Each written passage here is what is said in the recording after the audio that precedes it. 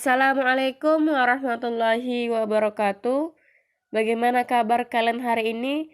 Semoga kita semua diberikan kesehatan.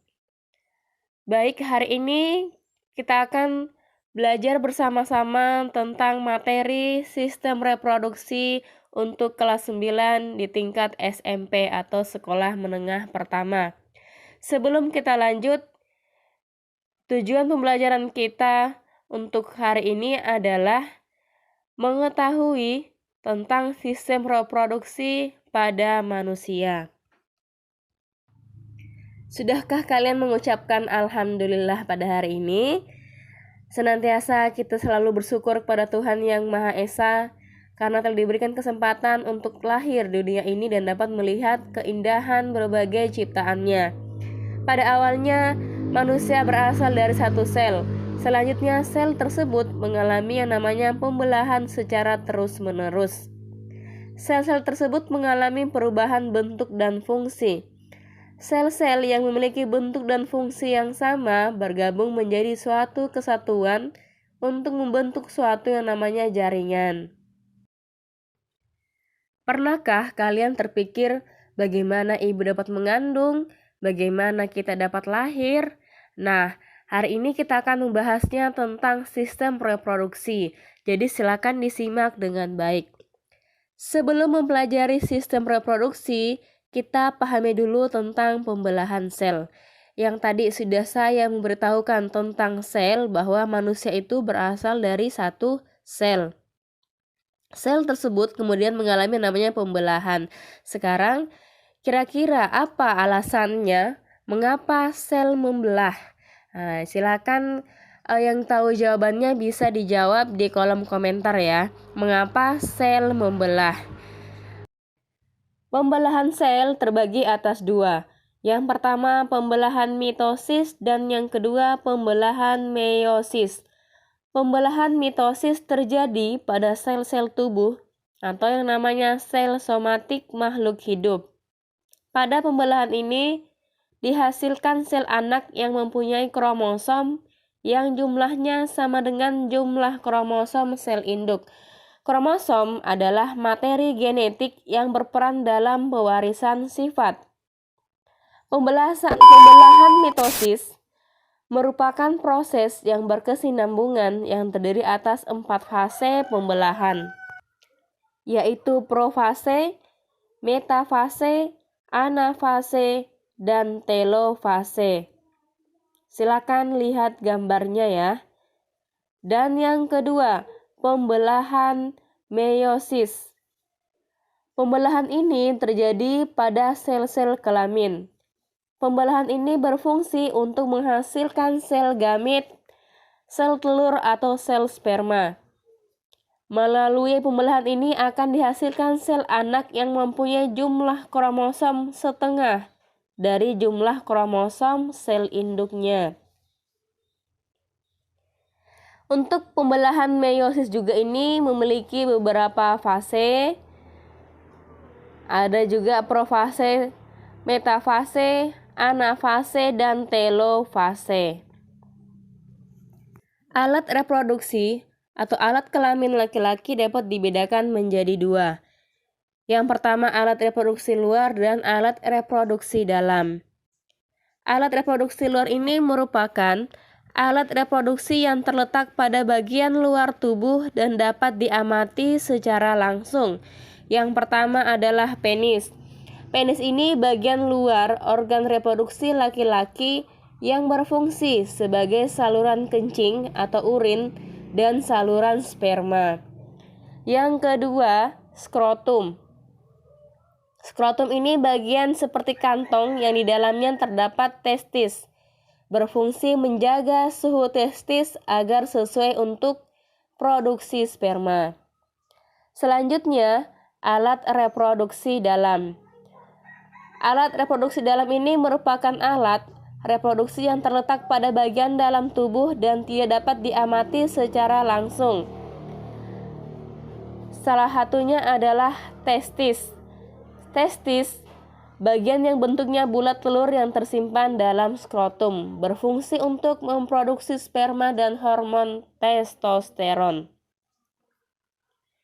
Selanjutnya, epididymis, saluran yang keluar dari testis yang berbentuk seperti tanda koma dengan ukuran kurang lebih 4 cm.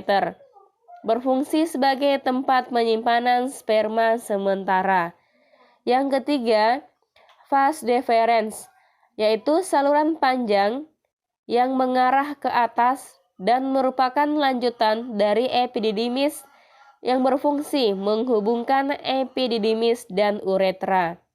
Selanjutnya adalah uretra, yaitu saluran yang terdapat dalam penis, merupakan akhir dari saluran reproduksi yang berfungsi sebagai saluran keluarnya sperma dan urin. Selanjutnya, kelenjar vesicula seminalis, bagian yang berbentuk seperti kantong kecil berukuran kurang lebih 5 cm yang terletak di belakang kantong kemih dan berfungsi menghasilkan zat-zat yang diperlukan untuk perkembangan sperma.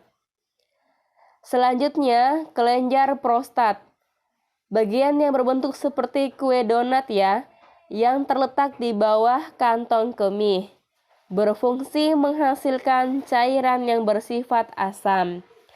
Dan selanjutnya adalah kelenjar Cowper, yaitu bagian yang berbentuk seperti kacang yang terletak di bawah kelenjar prostat dan berfungsi menghasilkan lendir dan cairan yang bersifat basa. Baik, kita bahas tentang spermatogenesis. Ciri-ciri reproduksi pada laki-laki telah matang adalah keluarnya cairan mani dari penis. Biasanya cairan mani tersebut keluar pada saat anak laki-laki yang namanya itu mengalami mimpi basah. Jadi mimpi basah itu pada umumnya terjadi saat berumur antara 10 sampai 14 tahun. Itu ciri-ciri untuk reproduksi pada laki-laki telah matang. Proses pembentukan sperma disebut namanya adalah spermatogenesis. Proses pembentukan sperma terjadi di dalam testis. Kalian bisa lihat pada gambar, contoh dari gambar sperma dan juga bagian-bagiannya.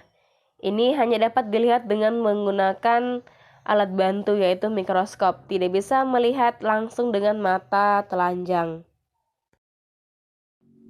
Organ reproduksi pada perempuan. Apakah sama dengan organ penyusun sistem reproduksi pada laki-laki? Tentunya berbeda ya. Jadi silakan disimak dengan baik. Alat reproduksi pada perempuan ini terbagi juga atas dua, yaitu alat reproduksi luar dan alat reproduksi dalam. Untuk perempuan, alat reproduksi luarnya terletak di luar yaitu vulva dan labium. Vulva yaitu suatu celah paling luar dari alat reproduksi wanita yang dibatasi oleh sepasang bibir kanan dan kiri. Kedua bibir ini disebut dengan labium. Ke dalam vulva bermuara dua saluran, yaitu saluran urin dan saluran reproduksi atau yang namanya vagina. Alat reproduksi dalam terbagi atas beberapa. Yang pertama, ovarium, yaitu struktur yang berbentuk seperti telur, berjumlah 2 buah, terletak di samping kanan dan kiri rahim yang namanya uterus, dan berfungsi menghasilkan sel telur atau yang namanya ovum. Yang kedua, saluran telur atau yang namanya itu tuba fallopi. Saluran dengan panjang kurang lebih 10 cm yang menghubungkan ovarium dengan rahim atau namanya itu uterus. Yang ketiga, infundibulum, yaitu struktur yang berbentuk seperti corong dan merupakan ujung dari tuba fallopi. Yang keempat, rahim atau namanya itu uterus, yaitu struktur seperti buah pir yang berfungsi sebagai tempat berkembangnya janin selama kehamilan. Yang kelima, endometrium, yaitu lapisan yang membatasi rongga rahim dan meluruh saat kita menstruasi. Selanjutnya ada serviks, struktur rahim bagian bawah yang menyempit dan membuka ke arah vagina.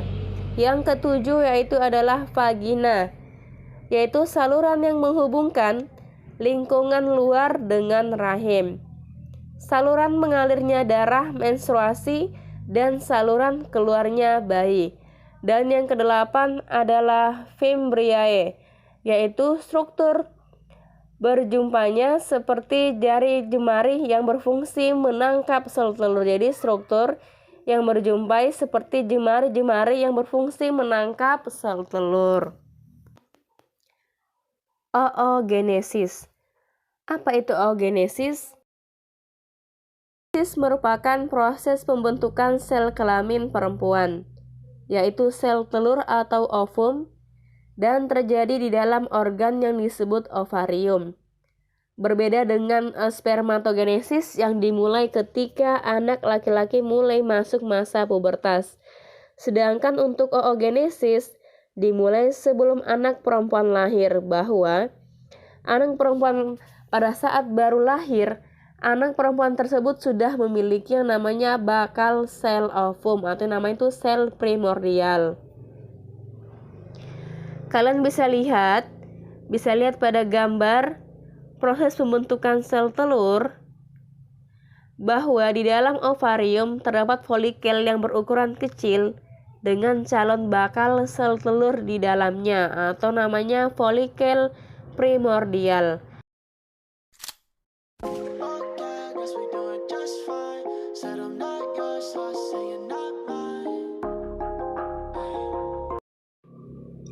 Sekian pembelajaran pada hari ini. Semoga pembelajaran hari ini bermanfaat dan kalian juga dapat memahaminya. Terima kasih yang sudah menonton. Jangan lupa klik tombol subscribe-nya karena subscribe itu gratis. Like, komen, dan share ke media sosial yang kalian punya. Jangan lupa juga tekan loncengnya agar kalian tahu updatean video terbaru. Sampai jumpa di video selanjutnya. Wassalamualaikum warahmatullahi wabarakatuh.